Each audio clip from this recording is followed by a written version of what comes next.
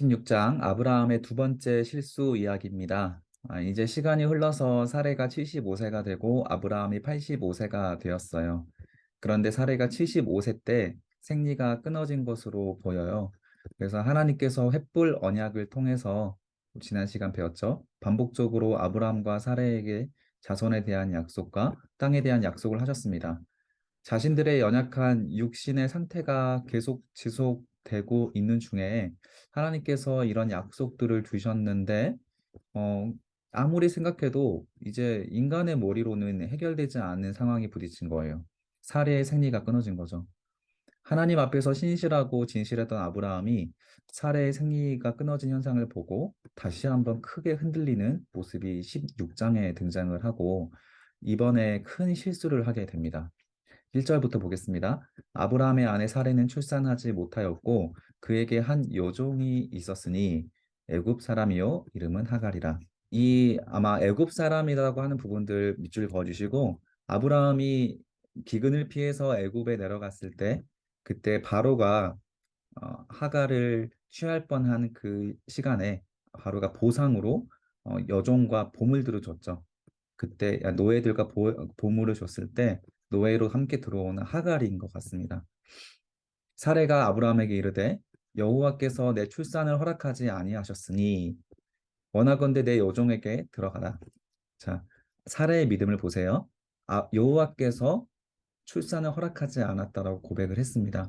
하나님께서 주신 약속을 잃어버린 거죠. 하나님께서 아브라함에게 하늘의 많은 별들과 같은 자녀를 주겠다라고 약속을 했는데 그 여호와께서입니다. 그 여호와께서 그렇게 약속하신 여호와께서 내 출산을 허락하지 아니하셨으니 우리들이 겪고 있는 수많은 문제들을 사례와 같은 조급한 마음으로 반응했을 때 우리는 실수를 하게 됩니다. 사례가 말합니다. 원하건대 내 요종에게 들어가라. 내가 혹시 그로 말미암아 자녀를 얻을까 하노라 하매 밑줄 그어주세요. 아브라함이 사례의 말을 들어버립니다. 아직 하나님께서 허락하시지 않은 것은 사실이지만 아주 허락하지 않을 것은 아니고 때가 되지 않았기 때문에 임신하지 못하게 하신 것인데 인간은 생각으로 결론을 맺어버립니다. 여기가 문제죠. 우리들이 자주 범하고 착각하는 실수입니다. 현재 고난을 실패라고 지어요. 그러나 하나님의 시계 안에서는 실패가 아니고 과정일 수 있습니다. 하나님의 때를 기다려야 하는 것은 아닌지 기도해 보아야 해요. 우리가 설교 시간에도 제가 자주 말씀드리지만 우리들의 인생에 빨간불이 켜진다고 신호등에서 빨간불이 켜졌다고 생각이 될 때는 하나님께서 회개하라고 주신 시련인지 브레이크인지 아니면 이겨내라고 주시는 건지 인내하라고 주신 것인지를 잘 분별할 수 있어야 됩니다. 이 사례는 분별하지 못했고 결국 실패라고 결론 맺어 버렸습니다. 자, 그리고 혹시 큰 결정을 하지만 확신이 들지 않을 때는 끝까지 기도하면서 하나님께서 분명하게 주시는 발령을 기다려야 돼요. 이거 기다리지 못하면 인생이 돌아가게 됩니다. 멀리. 자, 그리고 아브라함도 문제입니다. 아브라함이 사례가 하는 이 말을 그대로 고지곳대로 아브라함도 받아들여 버렸어요. 하나님께서 약속하신 지 벌써 시간이 10년이 지났기 때문에 꽤 오랜 시간이 지났기 때문에 20년이 지났습니다. 20년이 지났기 때문에 아브라함도 이미 마음이 많이 흔들렸고요. 그래서 하나님 앞에 믿음으로 칭찬받은 아브라함조차 사례의 말대로 행동하고 말아요. 죄송합니다. 20년이 아니고 10년입니다. 10년이 지났습니다. 그래서 아브라함은 하나님의 약속을 이런 방법이라도 이뤄나가면 되겠지. 이것도 하나님께서 주신 방법일 수 있겠지라는 생각이 있었을 거예요. 이것을 우리는 타협이라고 불러요, 타협. 자, 아브라함은 이렇게 생각했습니다. 하나님의 약속을 이렇게라도 이뤄가면 되는 거겠지. 어, 우리가 신앙의 실력이란 무엇이냐면요. 최대한 하나님 말씀대로 있는 그대로 지켜가는 것이 신앙의 실력이에요. 내가 이렇게 하라도 하면 괜찮겠지라고 하면서 양보하는 것을 타협이라고 부르고 하나님이 이것을 기뻐하지 않습니다. 3절입니다. 아브라함의 아내 사레가 그 요종 애굽 사람 하갈을 데려다가 그 남편 아브라함의 첩으로 줄 때는 아브라함이 가나안 땅에 거주한 지 몇 년? 10년이죠, 10년. 제가 헷갈렸습니다. 10년 후였습니다. 그래도 꽤 오래 기다렸어요. 우리 여기서 그 교회에서 우리가 어떤 하나님 앞에 주신 약속이 있는데 그 약속을 10년 동안 내가 지켜가고 기다리고 있다면 그 10년이 얼마나 긴 시간인지 다 공감하실 거예요. 10년이라는 시간은 결코 적은 인내력은 아니에요. 오랜 시간의 인내력이지만 인내심이 필요한 것이었지만 하나님께서는 이것보다 더 오랜 시간을 기다리게 하셨던 거예요. 당시 사람들이 30대 초반의 아이를 가졌는데 지금 사례는 75세였고 아브라함은 85세가 되었습니다. 게다가 사례는 생리가 끊어졌어요. 이런 상황에서 하나님의 응답은 기다리라여예요. 기다리라. 머리로 이해되지 않아도. 게다가 이 시대에 자녀가 없다는 것은 큰 수치였습니다. 아브라함은 족장이고 아브라함에게 자기 자녀가 없다. 이것은 천명을 다 이끄는 족장으로서 어, 견디기 힘든 또 어떤 시련이고 또 부끄러움이었을 수 있어요. 그래서 아브라함은 얼마든지 다른 고대 족장들과 같이 시대 정신에 따라서 얼마든지 첩을 맞이하고 자녀를 얻을 수 있었습니다. 그러나 아브라함은 사례 외에 다른 여인을 취하지 않은 창조의 원리를 지켜가고 있었던 인물이었고, 결국 하나님께 기도하고 있던 중에 하나님의 음성을 들어서 이렇게 75세 때 고향과 친척을 떠나 아무 연고지가 없는 길을 떠나고 있는 거죠. 그래서 아브라함은 이렇게 하나님께서 말씀하신 곳으로 떠난 것도 이 자녀에 대한 절박함을 하나님께서 집어주셨고 많은 자손을 주시겠다고 약속하셨으니까 아브라함이 떠난 거거든요. 이 절박함을 하나님께서 건드리지 않았다면 아브라함은 자기 연고지를 떠나지 않았을 수도 있습니다. 그래서 아브라함의 절박함을 하나님께서 들어주시겠다라고 약속하셨으니까 아브라함은 떠났거든요. 그런데 10년 동안 응답하시지 않았던 겁니다. 이때 아브라함에게 많은 생각이 들었을 거예요. 내가 하나님의 뜻을 잘못 생각했나? 아니면 내 육신이 연약해서 하나님께서 하나님의 꿈을, 하나님의 비전을, 하나님의 계획을 이루지 못하고 있는 것은 아닐까? 여러 가지 생각이 들었겠죠. 결국 사례가 피눈물을 흘리면서 어, 다른 여자에게 다른 여자를 들여서 자녀를 낳을 것을 결정을 하죠. 이렇게 결정한 사례도 마음이 찢어졌을 겁니다. 어떤 여자가 다른 사랑하는 남편을 다른 여자에게 들여보내겠어요? 저는 못합니다. 저는 제 아내가 하나님께서 이런 똑같은 상황이었다. 그러면 저는 제가 문제였다면 다른 남자를 제 아내를 들어보낼 수 있다? 이거는 저는 불가능해요. 여러분들은 어떻게 생각하실지 모르겠지만 이게 가능한 사람이 있을까요? 근데 사례는 해냈습니다. 이거 믿음 아닌가요? 하나님은 믿음이라고 표현하지 않습니다. 엄청난 일을 해낸 거고, 사례가 하나님을 그만큼 사랑하고 자기가 육신의 연약함으로 자녀를 낳지 못하는 것을 송구스러워하고 몸둘 바 몰라 하는 하나님 앞에 참 겸손하고 사랑스러운 마음이었지만 결국 사례는 그런 송구스러운 마음에 믿음을 버리고 불신의 방법을 선택해 버린 겁니다. 그렇지만 하나님께서 이 사례의 마음을 아시기 때문에 이 사례를 책망하거나 어떤 심판을 하시지는 않습니다. 그냥 사례를 다그치긴 하시고 부드러운 말로 다시 한번 약속을 주시긴 하세요. 4절에 보면 아브라함이 하갈과 동침을 했더니 밑줄 그어주세요. 하갈이 곧바로 임신을 해버렸어요. 자, 하나님의 뜻대로 선택하지 않고 기다리지 않고 인간적인 방법을 선택했을 때 참 아이러니하게도 곧바로 뭔가 우리가 목표한 것들이 이루어지는 것처럼 보입니다. 이것 때문에 헷갈리는 거예요.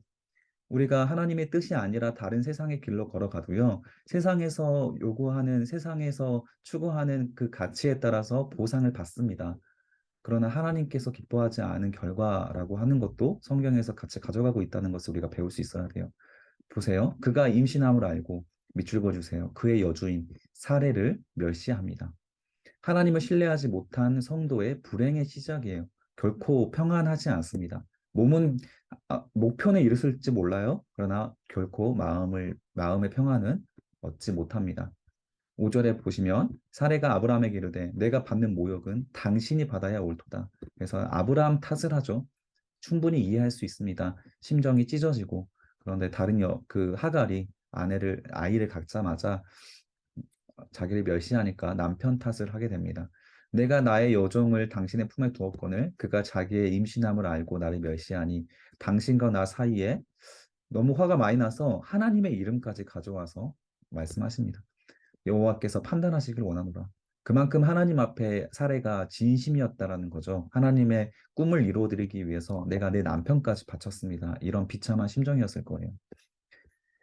하지만 우리가 여기서 얻은 교훈은 성도가 인내하지 못하고 타협을 선택할 때 많은 세월과 에너지를 소모하게 된다라는 거예요. 이 아브라함과 사레의 실수로 태어난 하갈을 통해 태어난 이스마엘은 훗날 이슬람의 시조인 이스마일이 되게 됩니다.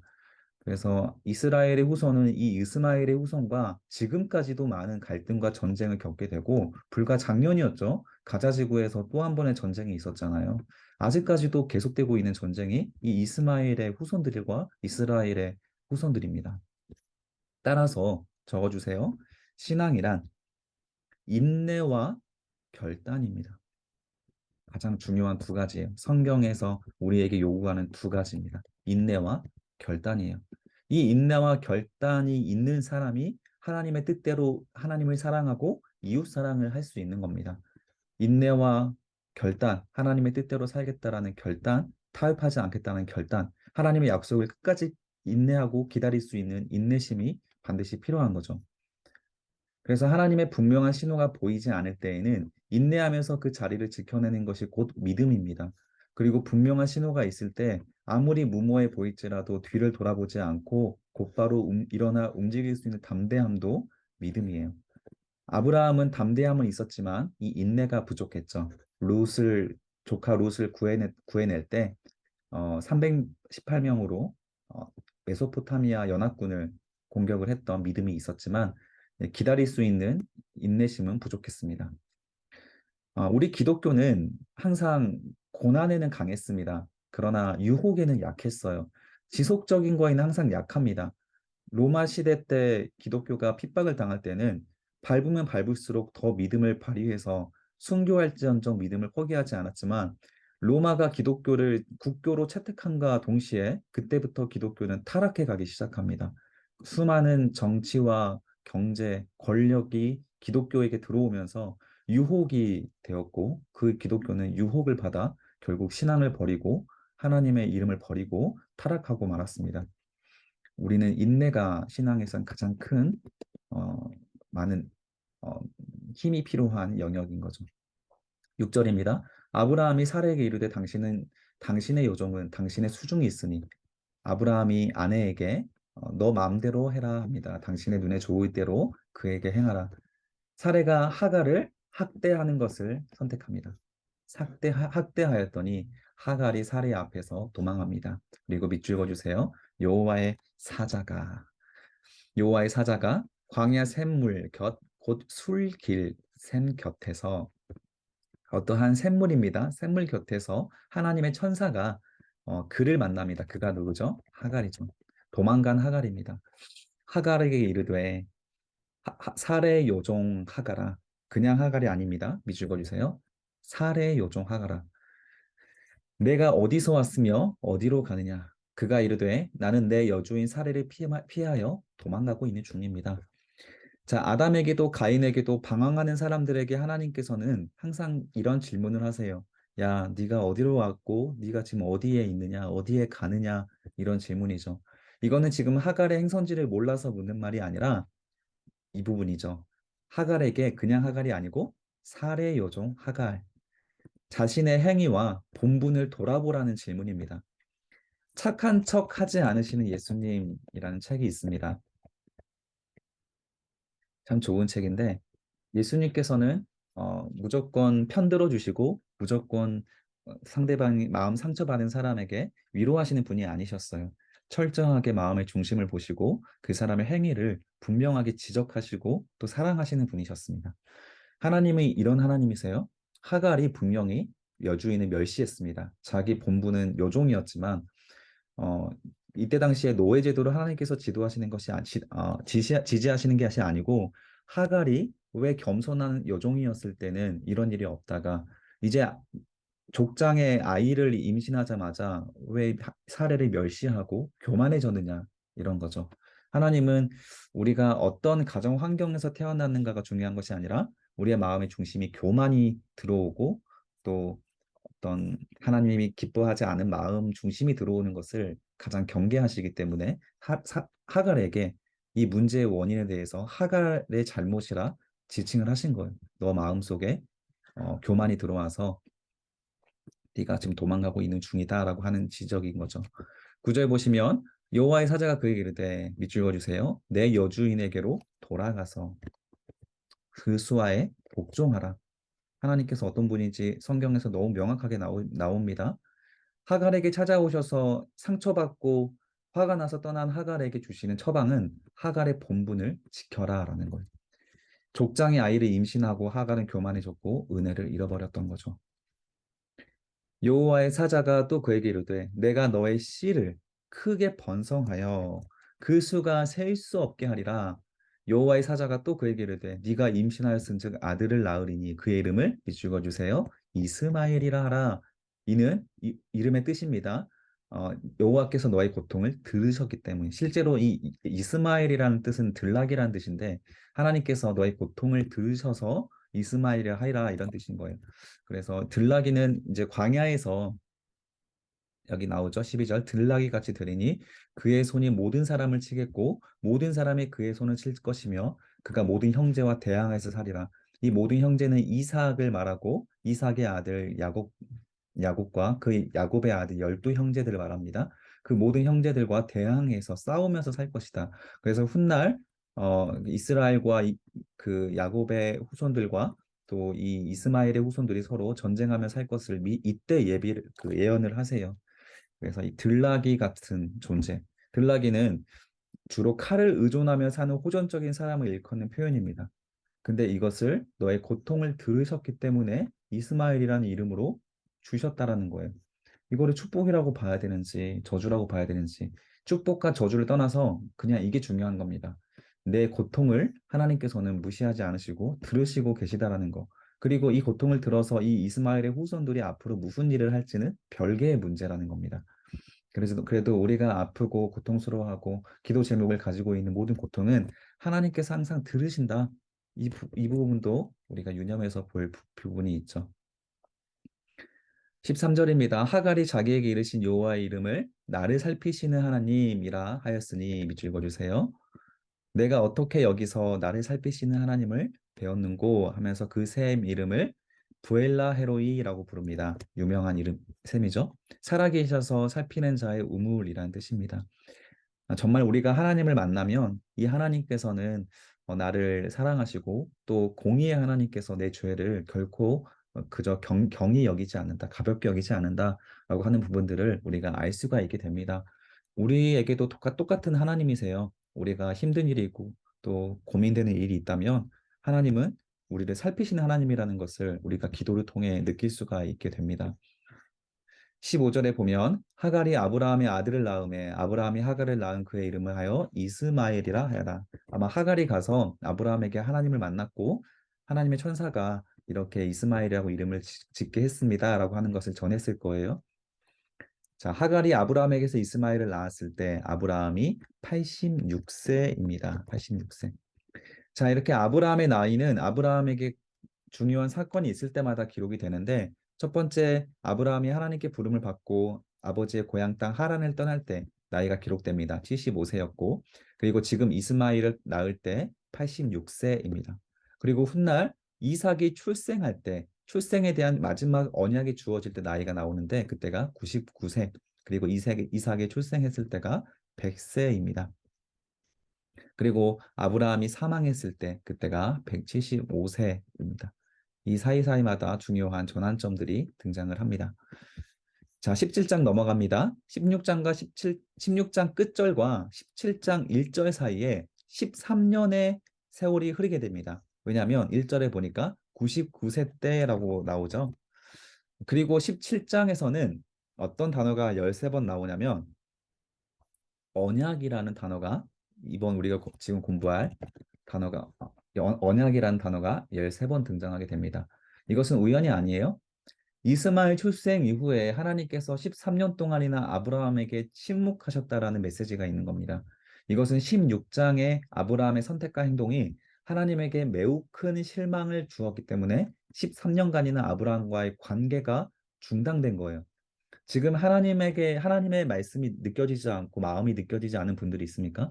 하나님께서 침묵하시는 중인데 반드시 이런 아브라함과 같은 실수가 있을 수 있습니다. 내 마음의 우선순위, 내 마음의 중심이 흐트러져서 하나님의 뜻대로 하나님의 실망시켜 드리는 삶을 살고 있는 분들이라면 아브라함처럼 침묵하시는 하나님을 보게 돼요. 하나님의 관심은 하나님을 경외하는 자들에게 있었습니다. 창세기부터 계속 6장부터 봐왔죠. 그리고 이들의 실망스러운 행동은 다른 불신자들의 행동과 차원이 다른 실망감을 하나님에게 주는 거예요. 이미 아브라함은 지금까지 여러 번의 훌륭한 믿음을 보였습니다.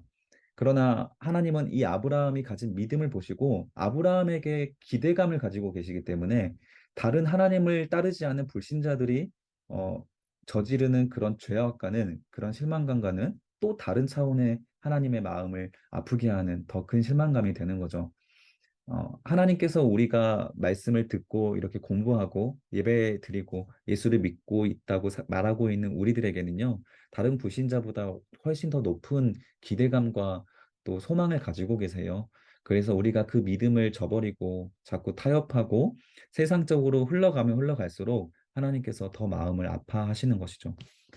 우리의 선택과 행실 역시 하나님께 실망을 줄 수 있다라는 것을 꼭 유념하셔서 우리의 삶을 돌아보고 그 마음을 가지고 17장 1절을 묵상해 볼 수 있습니다. 1절입니다. 아브라함이 99세 때 하이라이트 해주세요. 99세 때 여호와께서 13년 만에 아브라함에게 나타납니다. 그 강조하시는 거죠. 다시 나타나서 그에게 이르되 나는 어떤 하나님이다? 아브라함이 이걸 놓쳤기 때문에 실수한 거죠. 나는 전능한 하나님이라. 이 구절은 암송해 주세요. 하이라이트 해주시고 반드시 우리가 기억해야 될 말씀입니다. 너는 내 앞에서 행하여 완전하라. 아브라함이 99세 때 여호와께서 아브라함에게 나타나서 이르시되 나는 전능한 하나님이라 너는 내 앞에서 행하여 완전하라. 이 말씀을 꼭 기억하시기 바랍니다. 하나님께서 13년 만에 나타나셔서 아브라함에게 하신 말씀은 나는 전능한 하나님이라는 거예요. 너가 사례가 생리가 끊어졌다고 해서 자녀를 낳게 하지 못할 하나님이 아니라 15장의 햇불 언약을 하실 때, 햇불 언약을 하실 때 주신 것처럼 반드시 자손에 대한 약속, 땅에 대한 약속을 이루어줄 수 있는 전능한 하나님이라는 것을 기억하라. 두 번째, 너는 내 앞에서 행하여 완전하라라는 말씀을 하신 거예요. 그래서 인간적인 반복을 쓰지 말고 우리의 선택과 행함이 하나님 앞에서 흔들림 없이 완전해야 한다라는 것을 13년 만에 다시 무거운 침묵을 깨고 나타나셔서 하신 말씀입니다. 우리에게도 동일하게 하시는 말씀이라는 걸 기억하시고요. 2절에 보겠습니다. 내가 무엇을? 언약을, 여기도 언약입니다. 언약을 나와 너 사이에 두어 너를 크게 번성하게 하리니. 이거는 자손에 대한 번성입니다. 내가 너에게 준 언약을 반드시 지키고 자손을 많이 하겠다고 약속하지 않았느냐? 나는 이 약속을 지킬 수 있는 전능한 존재다. 이 말씀입니다. 아브라함이 아멘하여 회개하여 엎드렸더니 하나님이 또 그에게 말씀하여 이르시되 보라 내 언약이 너와 함께 있다. 여기도 언약이 나오죠. 너는 여러 민족의 아버지가 될 것이다. 이제 후로는 너의 이름을 아브라함이라 하지 아니하고 적어주세요. 아브라함이라 하리니 이는 내가 너를 여러 민족의 아버지가 되게 합니다. 자, 여러 민족은 이삭에서 나온 유대인, 이스마엘과 그두라의 소생에서 나오는 여러 아랍인들, 그리고 족속과 언어를 초월한 오늘날 우리들, 믿음의 자손들까지 말합니다. 그래서 이런 민족이 아브라함이라는 이름에 걸맞게 여러 민족의 아버지가 되게 되어 그 후손들이 이런 후손들이 나올 것이다라고 하는 말씀을 주신 거고요.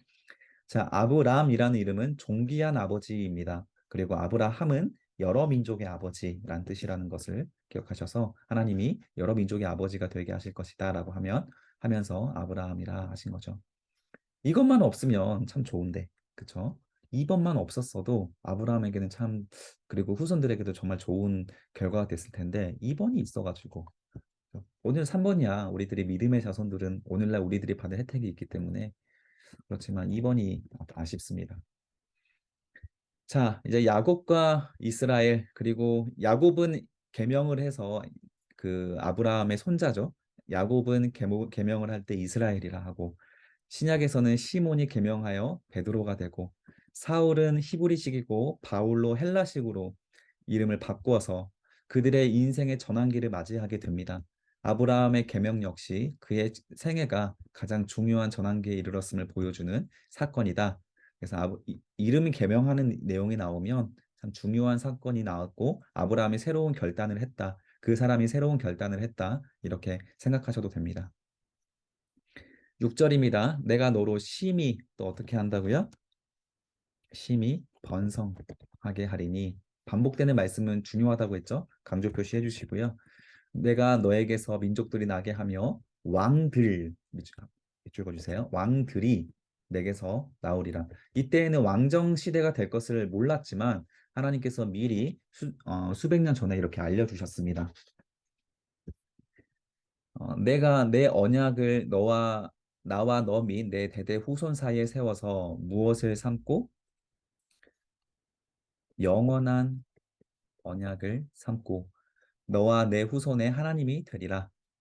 자, 내 후손이라는 부분에 주목해 주시고 여자의 후손이죠. 3장 15절에 나온 거 기억나시죠? 뱀의 후손이 있고 여자의 후손이 있습니다. 그 여자의 후손이 바로 아브라함의 후손이 되게 할 것이다 라고 하는 언약입니다. 창세기 15장 주셨던 영원한 언약을 아브라함에게 계승해서 이제 아브라함의 후손들이 이어가게 될 것이다. 하나님의 이름을 부르는 사람들이 이어가게 될 것이다 라는 것을 언약을 갱신해 주신 겁니다. 8절입니다. 내가 너와 너의 후손에게는 내가 거류하는 땅, 곧 가나안 땅을 주어 영원한 기업이 되게 하고 나는 무엇이 되리라? 그들의 하나님이 되리라. 그래서 우리들의 하나님이 되시기도 하십니다. 우리에게 약속하시고 영원한 언약을 주신 하나님이다. 자, 네 번째 이렇게 자손과 땅에 대한 약속을 주셨습니다. 첫 번째는 아브라함 부르셨을 때 주셨고, 그 다음에 조카 롯을 떠나보낼 때 주셨고, 엘리에셀을 양자로 삼으려고 할 때 주었고, 아브라함의 실수로 13년간 침묵하신 후에 이렇게 자녀와 땅에 대한 약속을 반복적으로 주고 계신 거예요. 이렇게 반복적으로 주셨음에도 불구하고 믿음의 조상이라 불리는 아브라함도 흔들렸어요. 우리라고 흔들리지 않을 수 있는 게 아니죠. 없는 게 아니죠.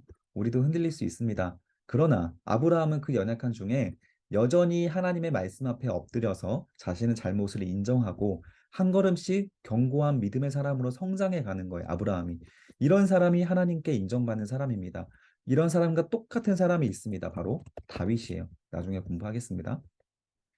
하나님이 또 아브라함에게 이르시되 그런 즉 정말 중요한 말씀이죠. 그런 즉 적어주시고 강조 표시해 주세요. 그런 즉 너에게 이런 약속을 4번이나 주었으니까 그런 즉 너는 어떻게 하라? 너는 내 언약을 지켜라. 이게 중요한 거예요. 그리고 내 후손도 대대로 지켜라. 하나님의 언약을 우리의 역할이 있습니다. 하나님께서는 언약을 주시고 이끌어 가시는 분이시고 우리는 지켜내고 순종해야 되는 것이 우리의 역할이에요. 순종하지 않아도 우리에게 복을 주시고 순종하지 않아도 죄를 지어도 우리를 구원하시는 하나님이면 뭐하러 하나님께서 이렇게 성경을 기록하시고 인간을 창조했겠어요. 그리고 인간을 이렇게 심판하실 이유가 뭐가 있겠어요. 그냥 처음부터 하나님께서 다 알아서 하시면 되는데 우리에게 우리의 역할을 주셨습니다. 그래서 사랑의 언약, 은혜의 언약도 중요하지만 더 중요한 것은 이런 일방향적인 언약이 아니라 쌍방향적인 언약입니다. 우리의 역할이 반드시 있다라는 것을 유념하셔서 우리도 반드시 믿음을 지켜내야 되는 거예요. 자, 그래서 너희가 지켜라라고 하면서 여기에서 주시는 쌍방향의 첫 번째 언약이 바로 할례 언약입니다. 남자는 다 할례를 받으라. 네. 그리고 이것이 나와 너희의 후손 사이에 지킬 내 언약이다. 너희는 포피 남자의 생식기의 껍질입니다.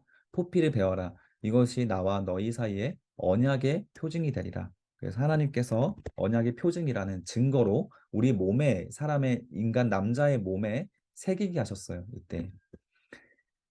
자, 그래서 이 할례의 의미는 하나님께서 주시는 자손, 이 남자의 생식기가 자손을 상징합니다. 그 자손과 땅의 약속을 기억하라고 남자의 몸에 주신 표식이고요. 두 번째가 하나님 앞에서 행하여 완전하라라는 명령을 몸에 새기라는 겁니다. 그런데 이 할례의 본질은 신명기서에 나옵니다. 할례는 몸의 할례가 아니라 어디에 새기는 할례냐면 마음의 할례입니다. 네, 마음에 새기는 마음의 할례이고 이것이 오늘날의 세례로 대체가 됩니다. 그래서 우리가 세례를 받았다는 것은 마음의 할례를 받았다. 신명기서에서 이렇게 나와요. 내 하나님 여호와께서 너의 마음과 너의 자손의 마음의 할례를 베푸사. 이게 하나님의 목표예요. 몸에 새기는 것은 중요한 게 아니고 마음에 새겨야 된다는 거죠.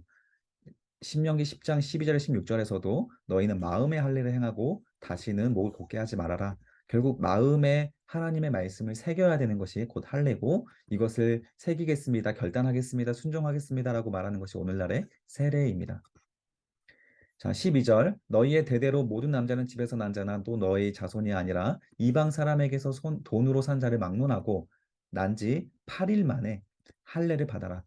그래서 태어난 지 8일 만에 할례를 행하는 것이 가장 고통이 적고 적당한 시기라고 해요. 예수님도 탄생하신 지 8일째에 율법을 지키면서 할례를 받으셨습니다.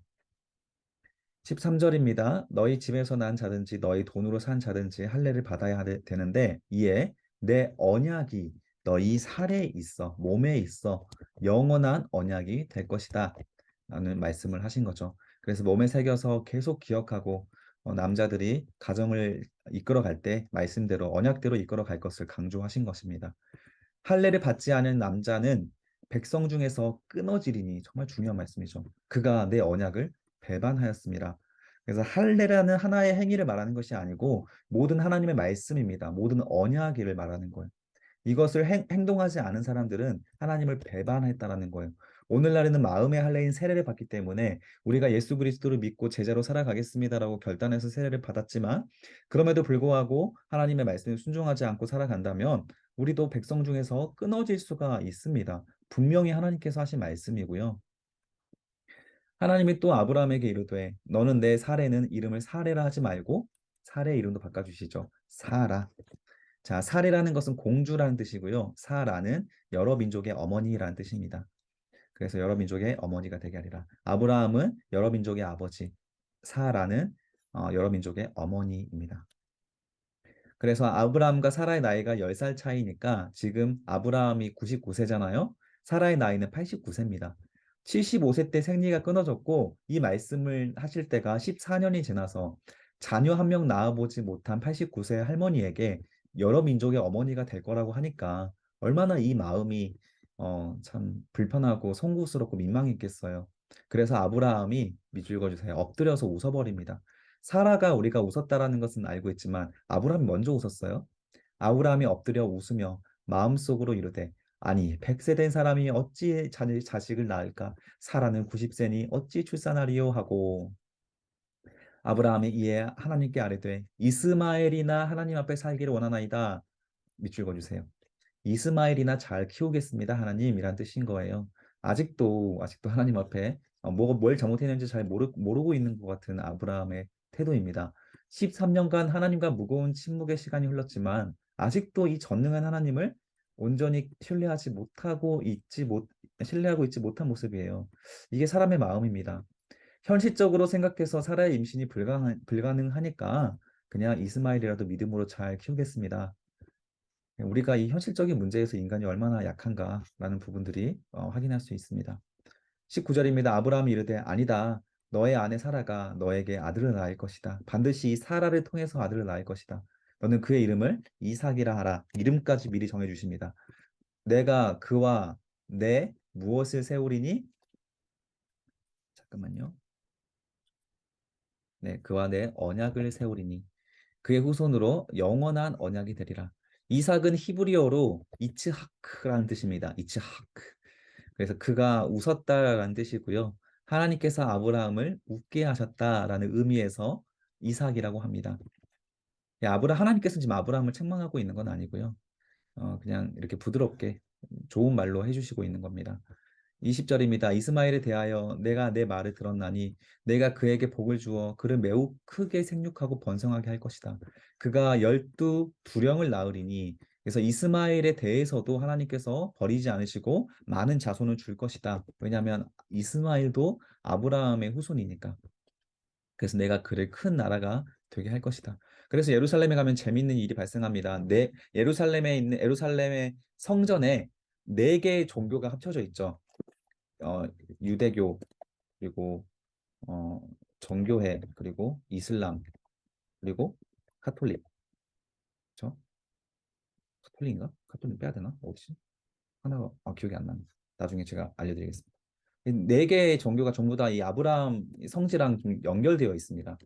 그래서 이 아브라함의 후손들이 큰 나라가 되어서 지금까지도 싸우고 있습니다. 자, 21절. 그러나 가로치고 적어주세요. 그러나라고. 내 언약은 내가 내년 이 시기에 사라가 내게 낳을 이삭과 세울 것이다. 자, 이스마엘에게도 하나님께서 이렇게 책임져 주시겠지만 사라에게 하나님의 언약을 이어가게 하실 것이다라는 겁니다. 하나님이 아브라함과 말씀 마치시고 그를 떠나 올라가셨습니다. 하나님께서 내려오셔서 직접 말씀하셨나 봐요. 23절. 이에 아브라함이 하나님이 자기에게 말씀하신 대로 이 날에, 이게 아브라함의 강점이죠. 이 날에 그 아들 이스마엘과 집에 태어난 모든 자와 돈으로 산 모든 자, 곧 아브라함의 집 사람 중 모든 남자를 데려다가 포피를 베어 할례를 행합니다. 아브라함은 하나님의 명령이 주어졌을 때 즉시 결단 순종하는 사람이에요. 이게 아브라함입니다. 이게 믿음의 조상의 행동이에요. 우리에게도 이런 믿음을 요청하는 겁니다. 하나님과 약속이나 결단은 미룰 필요가 없습니다. 나중에 시험 끝나고 이런 거 다 거짓말이에요. 나중에 사업이 성공하고 나서 그런 거 안 됩니다. 약속이나 결단은 지금 당장 못 이루면 미래도 없어요. 지금 당장 우리에게 주시는 약속이 있을 때 아멘하고 바로 실행을 해야 됩니다. 자, 그리고 말씀하신 대로 여기에다가 강조 표시해 주세요. 하나님의 이름을 부르는 자들의 특징이죠. 노아도 그랬고, 하나님의 이름을 부르는 모든 사람들에게 나타나는 공통어입니다. 완전하게, 원어로 보면 하나님 말씀을 완전하게 동일하게 라고 표현되어 있어요. 완전히 동일하게. 그래서 10절에서 14절의 할례 명령에 대해 한치의 어긋남도 없이 철저하게 순종했음을 보여주는 강조 표현입니다. 이렇게 아브라함에게 연약하고 부족한 모습도 있었지만 하나님 말씀이 주어졌을 때 이처럼 즉시 순종할 수 있는 사람이 바로 아브라함이었고요. 이런 걸 바로 믿음의 사람이다라고 표현하는 겁니다. 순종하는 믿음이 사람을 성장하게 합니다. 그래서 예수 그리스도의 분량까지, 창성한 분량까지 이르게 도와주는 거예요. 순종이란 곧 결단입니다. 지금 결단하여 하나님의 백성답게 살아가는 자들이 성장하는 것이지 아무런 결단 없이 예배만 참석한다고 성장하는 것은 결코 아닙니다. 24절입니다. 아브라함이 그의 포피를 벤 때는 99세였고 그의 아들 이스마엘이 포피를 벤 때는 13세였습니다. 자, 그날에 아브라함이 그의 아들 할례를 받았고 그 집과 모든 남자, 집에서 태어난 자와 돈으로 이방 사람에게 사온 자가 다 그와 함께 할례를 받았습니다. 아브라함의 장기입니다. 그래서 우리가 지금 공부하고 있는 성경 말씀도 보세요. 이 시간에 수요일 날 우리가 공부하겠다라고 이렇게 결단하고 나섰지만 벌써 이렇게 출석도 많이 우리가 저조해지고 하잖아요. 그래서 결단하고 인내하고 끝까지 말씀을 지켜 나가려고 하는 것은 쉽지 않은 일입니다. 그럼에도 불구하고 누군가는 해내는 사람이 있고 누군가는 낙오하는 사람이 발생합니다. 그래서 이 공동체 안에서 우리가 이렇게 낙오되는 분들은 끝까지 끌고 가더라도 나는 끝까지 말씀 가지고 믿음 가지고 순종하며 살아가겠다라는 결단을 가지고 또 우리가 끝까지 순종해낼 수 있는 믿음과 실력도 반드시 필요하고 그것을 위해서 기도해야겠죠. 18장 넘어갑니다. 하나님을 영접한 아브라함에 대한 이야기예요. 여호와께서 마무리 상수리 나무들이 있는 곳에서 아브라함에게 나타나시니라 날이 뜨거울 때라는 것. 중동의 날씨가 뜨거울 때는 길도 걸어 다니기 어려울 만큼 뜨겁습니다. 사막이 많기 때문에 또 대부분 샌들을 신고 다녀요. 그래서 손님이 오면 발 씻을 물을 주는 것이 가장 기본적이고 중요한 매너였습니다. 예수님의 발을 씻겨주는 그런 그 이야기도 신약 성경에 많이 나오는 것처럼 이때 문화였습니다.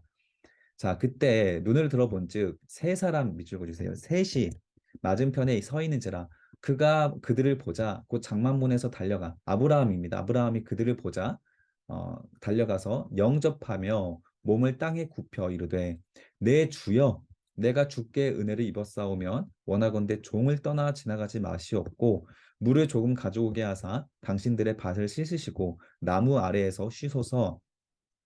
그래서 이 세 명을 대부분의 신학자들이 하나님의 선사라고 하는데 그 세 명 중에 한 명이 예수 그리스도라고 해석합니다. 왜냐하면 이 세 명 중에 나중에 두 명이 19장에서 지금 18장이죠. 19장에서 소돔과 고모라를 심판한 천사로 추정이 돼요. 그래서 이 세 명이 온 목적은 소돔과 고모라를 심판하려고 내려왔고 그 오는 길에 아브라함에게 지금 방문한 겁니다. 그래서 다른 두 천사가 소돔과 고모라를 치러 가고 나머지 한 명의 천사는 그 아브라함과 대화를 하는데 아브라함이 마치 하나님과 대화하듯이 대화하거든요. 그래서 그 한 명이 예수 그리스도가 아닐까라고 우리가 추정을 하고 있습니다. 자, 그리고 나그네를 영접하는 이 팔레스타인의 문화는 오늘날에도 있는 좋은 문화거든요. 히브리서 13장에 보면 아브라함에 대한 이 이야기가 등장을 하는데 신약 성경 히브리서 13장에도 아브라함이 부지 중에 그러니까 의식하지 못하고 있을 때 천사들을 대접했다고 하는 표현에서 나온 것처럼 아브라함은 평소에도 그냥 나그네를 잘 대접하는 이웃 사랑을 잘 실천하는 사람이었어요. 얼마나 지극정성으로 이렇게 나그네를 보살피는지 영접하는데 주인을 모시듯이 몸을 땅에 굽혀서까지 제발 우리 집에 와달라고 부탁을 하는 정도로 이렇게 나그네를 섬길 수 있는 사람이 아브라함이었습니다. 보통이 아니죠. 자, 5절에 보시면 내가 떡을 조금 가져오겠다. 조금이라고 분명히 했죠. 근데 얼마나 가져오냐면 22리터. 그래서 거의 뭐 3명이 아니라 30명이 먹을 수 있는 양을 가져옵니다. 내가 떡을 조금 가져오리니 당신들의 마음을 상쾌하게 하신 후에 지나가소서. 당신들의 종에게 오셨습니다. 그들이 이르되 내 말대로 그리 행하라. 천사들이 아브라함의 대접에 응하게 됩니다. 6절입니다. 아브라함이 급히 장막으로 가서 밑줄 그어주세요. 사라에게 이르되 야 빨리 가서 고운 가루 세 스아를 가져다가 반죽해서 떡을 만들라. 그래서 이 사라가 자기 혼자 가서 하진 않았을 것 같아요. 같이 이제 하인들하고 같이 했을 것 같은데 사라도 이런 아브라함의 섬김에 적극적으로 내조했던 여인이었습니다. 그리고 가축대 있는 곳으로 달려가서 기름지고 좋은 송아지를 잡아 하인에게 주니 그가 급히 요리합니다. 사라는 거의 이제 지도만 했고 하인들이 주로 이제 요리를 했는데 많은 양을 요리를 합니다. 자, 8장 넘어가서 아브라함이 엉긴 젖과 우유와 하인이 요리한 송아지를 가져다가 그들 앞에 차려놓고 나무 아래에 모셔 섬에 그들이 먹으니라. 그들이 아브라함에게 이르되 내 사라가 어디 있느냐? 마치 하나님께서 물어보는 것처럼 물어보죠. 내 사라가 어디 있느냐? 대답하되 장막에 있습니다. 그가 이르되 강조 표시해 주세요. 내년 이맘때 반드시 내가 다시 돌아올 텐데 너의 아내 사라에게 아들을 낳게 하게 하려고 돌아온다라는 거예요. 사라가 그 장막 뒤에서 그 말을 듣다가 어, 나중에 웃어버리죠. 11절에 아브라함과 사라는 나이가 많았고 사라에게는 여성의 생리가 끊어졌는데 사라가 속으로 눕고 이르되 내가 늙었고 내 주인도 아브라함도 늙었으니 내게 무슨 즐거움이 있으리요. 여호와께서 아브라함에게 이르시되 야 왜 사라가 뒤에서 웃고 있느냐 그리고 마음속으로 내가 늙었거늘 어떻게 아들을 낳으리요 하느냐. 그래서 하나님 말씀을 아브라함은 직접 들었지만 사라는 이 말씀을 직접 듣지 못했기 때문에 내년 이맘때 듣겠다는 말은 사라는 처음 듣는 거거든요. 그래서 이때 웃어버린 거죠. 그래서 도저히 상식적으로 이성적으로 이해가 되지 않은 일들이 일어나겠다라고 하니까 믿지 못하지만 하나님은 이런 마음까지 다 알고 계시고 긍휼히 여기셔서 이렇게 말씀을 하시죠. 혼내는 게 아닙니다. 왜 웃느냐는 그냥 참 그동안 고생 많았지. 그리고 내가 이제 너의 아픔을 씻어주고 너에게 웃음이 될 이삭을 태어나게 해주겠다라는 하나님의 따뜻한 음성입니다. 14절 여호와께서 능하지 못한 일이 있겠느냐. 자, 무엇이 이를 때인가요? 무엇이 이를 때? 14절 기한입니다. 모든 일에는 기한이 있습니다. 때가 있습니다. 기한이 이를 때 내가 내게로 돌아오니 사라에게 아들이 있으리라. 기억하세요. 모든 것은 때가 있습니다. 15절 사라가 두려워서 부인하여 이르되 내가 웃지 않았습니다. 어쨌든 무서웠어요. 자기가 속마음을 들키니까 그래서 자기도 모르게 거짓말을 해버리죠. 이런 거짓말 하나님 뭐 책망하시는 거 아닙니다. 네가 웃었다. 그래서 웃었기 때문에 이삭이라는 이름이 나옵니다. 그 사람들이 거기서 일어나 소돔으로 향하고, 자, 천사들이 소돔으로 향하고 아브라함은 그들을 존송하러 배웅하러 나갑니다. 여호와께서 이르시되 내가 하려는 것을 아브라함에게는 숨기겠느냐. 자, 하나님께서 아브라함을 어떻게 생각하는지 알 수 있는 표현이 대표적인 표현이에요. 하나님께서 하시려는 일을 아브라함에게는 숨기지 않겠다라는 거. 이렇게 믿음으로 순종하고 결단하고 타협하지 않으려는 사람들에게는요, 하나님께서 하나님의 비밀을 알 수 있는 특권을 주십니다. 그래서 하나님이 어떻게 말씀하시고 어떤 마음을 가지고 계시고 어떤 길로 인도하시는지 하나님의 비밀을 알 수 있게 되죠. 자, 그리고 18절 보면 아브라함은 강대한 나라가 되고입니다. 천하 만민은 그로 말미암아 복을 받게 될 것이다. 자, 이게 하나님께서 아브라함을 부르실 때 주셨던 그 정체성이죠. 아브라함은 천하 만민의 복이 될 사람이다. 이렇게 하나님께서 정체성으로 주셨습니다. 그래서 하나님은 아브라함을 통해 만들고자 하는 나라는 실제로 열왕기 상하에 나와 있는 것처럼 항상 외세의 침략에 눈치 보는 약한 나라가 아니라 누구나 원하는 강대한 나라였습니다. 그 나라가 세상의 중심이 돼서 하나님과 연결되는 브릿지 역할, 곧 제사장 나라가 되도록 만들고자 하는 것이 하나님의 처음 계획이었습니다. 그러나 이스라엘이 결국 하나님을 떠나서 죄를 짓고 우상 숭배하니까 이 처음 계획이 틀어지고 이스라엘을 심판하실 수밖에 없어서 약한 나라가 되게 하셨던 거죠. 신명기 17장 14절 20절에는 이스라엘의 왕들에게는 명령하는 규범이 있습니다. 하나님이 왕들에게 요구하시는 것이 나오는데 그 나라를 보면 결코 강대한 나라가 아니에요. 군사적으로 강대한 나라가 아닙니다. 그 왕들에게 요청하시는 것은 요구가 아니고 명령입니다. 명령하시는 것은 군사를 많이 두지 말고 1번, 2번, 돈을 많이 모으지 말고 3번, 아내를 많이 두지 말라는 거예요. 이것들이 하나님보다 자신의 힘을 의지하게 만들기 때문에 우리가 절대 하나님과 같이 섬길 수 없는 세 가지입니다.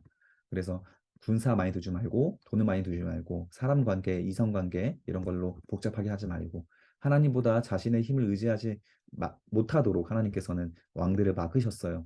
그래서 군사가 적고 경제가 약하고 돈을 많이 못 모으면 경제가 없는 거잖아요. 그리고 정략 결혼을 통한 외교를 하지 못한다면 당연히 이스라엘은 약소국이 될 것이 뻔한 세상의 이치지만 하나님을 의지할 때 이런 것들이 없어도 이스라엘을 강대한 나라가 되게 하실 것이 하나님의 전능한 하나님이 하실 수 있는 능력이라는 거예요. 하나님께서 보내시는 선지자들이 계속 이 원리를 왕들과 백성에게 전했습니다. 끊임없이 전했습니다. 그것이 바로 선지서예요.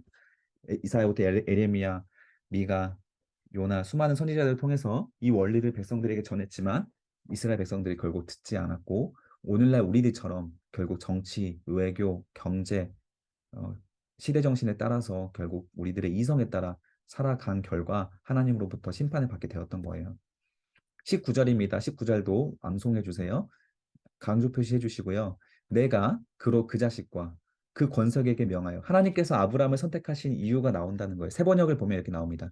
내가 아브라함을 선택한 것은 하고 시작하죠. 자, 그가 그의 자손을 여호와의 도를 지켜 의와 공도를 행하게 하려고 아브라함이 자기 자녀들에게 하나님의 도를 지켜서 세 번역이 더 쉬우니까 세 번역으로 읽을게요. 자, 가로도 세 번역이 되어 있습니다. 내가 아브라함을 선택한 것은 그가 자식들과 자손들을 잘 가르쳐서 나에게 순종하게 하고 옳고 바른 일을 하도록 가르치라는 뜻에서 한 것이다.